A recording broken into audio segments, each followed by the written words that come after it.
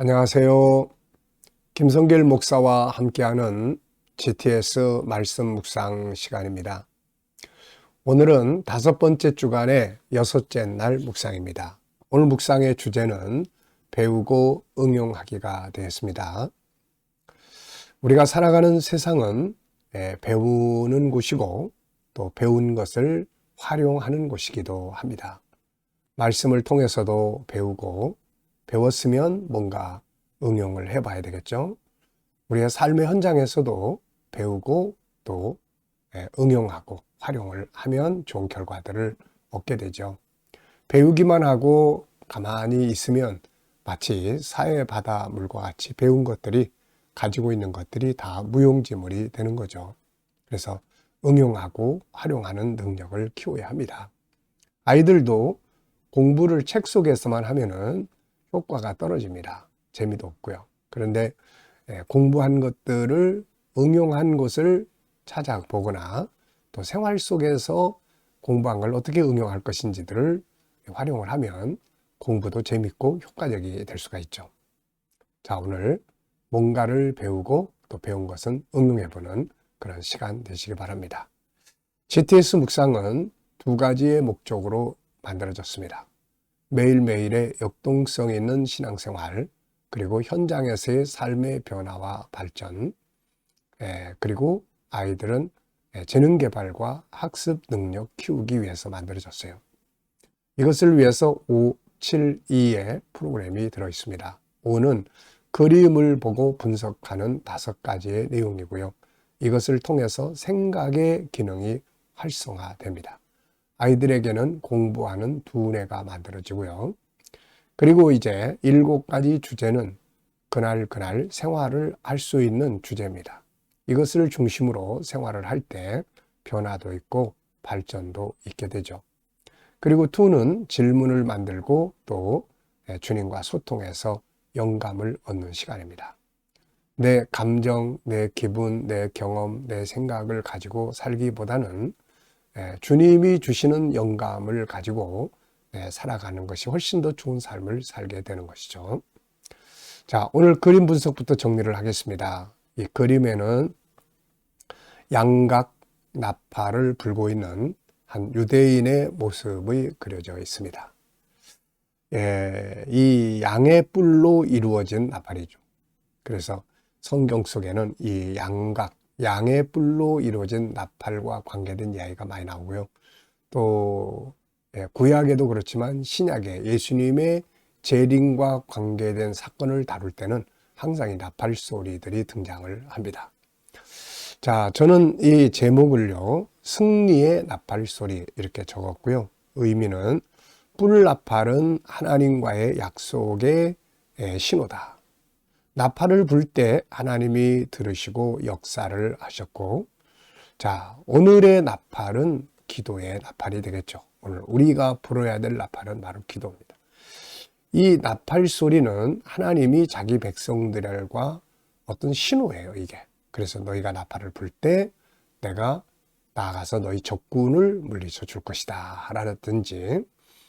그러니까 오늘 우리들에게 있어서 이 나팔 소리는 기도라고 말할 수 있죠. 그래서 우리가 때에 따라서 기도의 나팔을 불 때 하나님이 들으시고 역사하시는 신호가 되는 거죠. 자, 분석해 보겠습니다. 눈에 보이는 것과 보이지 않는 부분. 자, 눈에 보이는 부분은 양각 나팔을 불고 있는 유대인의 모습, 그리고 그가 부는 뿔 나팔, 그리고 손목에 감고 있는 줄들이 있고 이마에는 또 부착되어 있는 표시가 있습니다. 이건 다 율법에서 명한 내용들이죠. 지금도 이스라엘에 가면 이런 사람들이 많이 있습니다. 그리고 그 언약의 표시들을 이마에 메고 그 통곡의 벽 앞에서 기도하는 사람들도 많이 볼 수가 있죠. 3,500년 전에 모세를 통해서 준 언약을 지금도 기억하고 지키고 있다는 것이 참 대단히 신비로운 일이고, 어떤 면에서는 또 이것이 하나님의 살아계심을 증거하는 사인이기도 하지 않을까 싶습니다. 자, 여기서 뿔나팔, 그리고 하늘, 구름들이 있죠. 보이지 않는 부분에는 이 나팔의 의미, 이 나팔의 성격, 그리고 나팔 속에 들어있는 하나님의 약속, 그리고 이것을 불 때 일어나는 결과들이 있습니다. 자, 세 번째는 그림에서 가장 중요한 것은 뭔가요? 때에 따라서 나팔을 부는 것이라 할 수 있죠. 때에 따라서 나팔을 붑니다. 나팔을 불어야 할 때 침묵하고 있으면 하나님이 역사하시지 않죠. 그래서 나팔을 불어야 할 때 나팔을 부는 것이 중요합니다. 이스라엘 백성들에게 이 나팔 사건의 중요한 내용은 바로 민수기 10장에서 나옵니다. 시내산에서 1년 동안 성막도 짓고 율법도 받고 조직도 갖추고, 그래서 이제 마지막 순서로 신호 표시를 하게 되는데 그게 나팔이었어요. 그래서 하나님께서 이 나팔을 만들어서 불게 하셨는데 주로 몇 가지 특징이 있습니다. 하나는 백성들이 회막에 모일 때 이 나팔을 불어요. 그러면 사람들이 다 모입니다. 또 절기를 지킬 때 이 나팔을 불어요. 그러면 하나님께서 그 절기를 통해서 영광을 받으시죠. 또 어떤 제물을 드리거나 그럴 때 이렇게 제사에 있어서 신호로 나팔을 붑니다. 가장 중요한 것은 적들과 전쟁을 치를 때 하나님께서 이 나팔을 불라고 하셨어요. 그러면은 하나님이 역사하셔서 그들의 대적과 싸우시겠다고 말씀을 하신 거죠. 자, 그래서 때에 따라서 나팔을 부는 것이 정말 중요합니다. 오늘 우리의 나팔, 기도의 나팔은 감사할 일이 있을 때도 기도의 나팔, 또 뭐 힘들고 어려운 일이 있을 때도 기도의 나팔, 싸워야 될 엄청난 그런 삶의 싸움을 싸울 때도 강력한 기도의 나팔을 불 때 하나님이 들으시고 역사를 하시는 약속이 들어있는 거죠. 자, 연상법 훈련입니다. 자, 눈 감아 보시고요. 일단 양각 나팔, 이것을 부는 유대인, 그의 이마에는 성냥갑 같은 것이 딱 묶여 있고 팔에는 또 이렇게 검은 줄로 매어 있고 흰 옷을 걸치고 있습니다. 하늘에 있고 구름도 있고요. 자, 그리고 이제 이 내용과 관계된 성경 말씀들을 한번 쭉 생각을 해보시죠. 우선 이 7 나팔, 양각 나팔에 대한 약속은 민수기 10장에 나옵니다. 아까 말씀드렸죠. 이스라엘 백성들이 시내산에서 3가지 일을 했죠. 1년 동안 법을 주시고 성막을 만들고 조직을 갖추고, 그 다음에 출발하기 직전에 하나님이 만들게 하신 것이 바로 이 뿔 언약이에요. 이 뿔, 너희가 이렇게 할 때 나팔을 불고 그때 내가 그 나팔 소리를 듣고 임재할 것이다. 그런 약속이죠. 이것을 아주 실질적으로 보여줬던 것이 바로 여호수아서 6장, 여리고를 무너뜨릴 때 7 제사장이 7 양각 나팔을 불고 하루에 한 번씩 불고 마지막 날 7번 불었던 그런 사건이 나오죠. 고린도전서 15장에도 바울 사도가 마지막 나팔 소리에 변화가 일어난다 이런 이야기를 했고, 마태복음 24장 29절 이하에서도 예수님께서 천사들의 나팔 소리와 함께 인자가 임할 것이다. 그래서 예수님의 재림 때도 이 나팔 소리가 불게 된다는 걸 보여줍니다. 그리고 요한계시록 8장에는 마지막 때에 불게 될 7가지의 나팔이 거기에 있죠. 그래서 전쟁에 대한 나팔, 그 다음에 적그리스도의 등장에 대한 나팔, 그리고 동서 전쟁에 대한 나팔, 예수님의 재림에 대한 나팔, 이게 마지막 7번째 나팔입니다. 자, 아이들과 또 같이 묵상을 하시는 분들은 이 그림을 보면서 아이들과 또 수학 공식 한번 떠오르도록 그렇게 질문해 주시고 그러시면 수학에 큰 도움이 될 수가 있습니다. 아까 말씀드렸죠. 공부라는 것이 책 속에서만 하게 되면 재미가 없습니다. 그런데 이렇게 그림을 보고 떠올려 보고 또 도로를 걸으면서 거기에 벽돌이 규칙적으로 쌓이는 걸 보고 수학 공식, 규칙을 떠올리고, 피자집에 갔을 때 피자를 자르면서 거기에 또 분수를 생각해 보고, 뭐 이렇게 하면은 수학이 재미가 있는 거죠. 다만 이제 우리 리더 하시는 분들이 초등학교에 나오는 수학의 주제들을 조금만 기억하시면 질문할 수가 있게 되겠죠. 상상력 키우기입니다. 현재 이 나팔부는 이 내용. 자, 여기에 이제 민수기 10장 앞부분의 그림이에요. 하나님의 언약. 뒷그림은 이제 요한계시록 8장의 마지막 때의 7나팔. 네. 미래를 어떻게 살고 싶은가요? 그렇다면 지금 무엇을 해야 할까요? 오늘도 미래 비전을 한번 생각해 보시고 또 기도하시고 지나가시기 바랍니다. 자, 이번 주간에 본문 또 읽어보겠습니다. 창세기 3장 15절. 내가 너로 여자와 원수가 되게 하고 내 후손도 여자의 후손과 원수가 되게 하리니 여자의 후손은 내 머리를 상하게 할 것이요 너는 그의 발꿈치를 상하게 할 것이니라 하시고, 요한복음 3장 16절. 하나님이 세상을 이처럼 사랑하사 독생자를 주셨으니 이는 그를 믿는 자마다 멸망하지 않고 영생을 얻게 하려 하심이라. 요한계시록 22장 20절. 이것들을 증언하시니가 이르시되 내가 진실로 속히 오리라 하시거늘 아멘. 주 예수여 오시옵소서. 아멘. 자, 감사한 것도 적어보겠습니다. 어제 하루를 지내시면서 감사했던 것들 또 쭉 찾아서 적어보시고요. 오늘 또 하루 일과를 시작하시면서 또 감사한 것들 또 쭉 적어보시기 바랍니다. 그리고 자, 미래를 또 생각하시면서 감사하고 싶은 부분들 또 쭉 적어보시기 바랍니다. 1번입니다. 본문에서 오늘 느껴지는 건 무엇인가요? 저는 오늘 이 말씀을 보면서 4가지의 내용을 생각하게 됩니다. 그 첫째는 하나님의 사랑.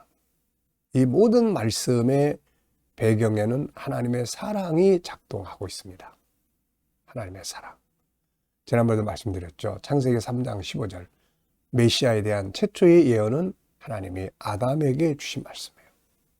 죄를 짓고 에덴 동산에서 쫓겨나야 될 이 아들에게 하나님은 이 복음을 주셔서 내보내신 거죠. 이게 얼마나 중요한 겁니까? 그만큼 하나님은 범죄하는 사람들이지만 아담과 하와를 사랑하셨던 거죠. 그리고 이제 두 번째는 이 내용 속에서 느끼는 게 뭐냐면 싸움이 있다.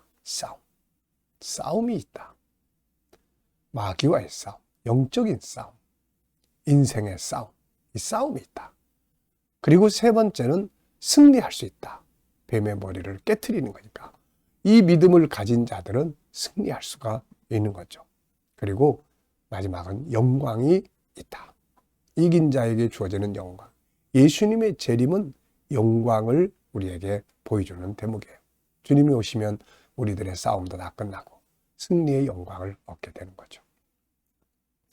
자, 여러분들도 본문을 보면서 느껴지는 거 있으면 적어보시고요. 두 번째입니다. 오늘 내가 머무는 곳에서 선한 영향력을 미치기 위해 할 수 있는 일은 무엇일까요? 자, 본문 말씀을 한번 생각을 해보면서 오늘 내가 머무는 곳에서, 그렇다고 막 싸우지 마시고, 이 싸움은 영적 싸움이고 삶의 싸움입니다. 선한 싸움을 말하는 거죠. 자, 그래서 오늘 우리가 머무는 곳, 누구를 만나든지 어디를 가든지 저는 3가지를 좀 적어봤는데요. 하나는 사랑, 배려, 그리고 친절, 또 그 다음에 조금 손해보는 것, 희생, 이런 것들을 좀 적어봤습니다. 이러면은 사람들에게 좋은 영향력을 미칠 수가 있겠죠. 자, 세 번째는 거룩한 부담의 시간입니다. 주일에 내일 초청할 사람을 위한 기도와 전화하기입니다. 주일에 초청할 사람. 구역 식구들 중에 결석자 혹은 내가 전도하려고 생각했던 사람들에게 한 번쯤 또 연락을 보내보시면 좋을 것 같습니다. 아무도 없다. 그러면은 내일 하나님이 또 사랑하시는 사람들, 구원하기를 원하시는 사람들, 원근각처에서 다 보내주세요라고 기도만 해주셔도 대단히 좋은 일이죠. 우리는 어쨌든 누군가를 구원하기 위해서 생각을 하고 또 마음을 쏟는 것이 중요한 일입니다. 자, 이번 주간에 나의 삶의 현장에서 본문의 내용이나 5, 7, 2를 응용해 본 것이 있다면 무엇인가요? 네. 자, 5가지 그림 보고 분석하는 것, 7가지 주제 중에서 또 주님과 소통하는 이런 것들 생활 속에서 어떻게 사용해 보셨는지 한번 체크해 보시기 바랍니다. 저는 일단 묵상 시간, 교육 시간, 그 다음에 나눔 시간, 그리고 제 삶을 살아가면서 점검해야 될 때 7가지 주제로 항상 점검을 합니다. 중요한 게 뭔가?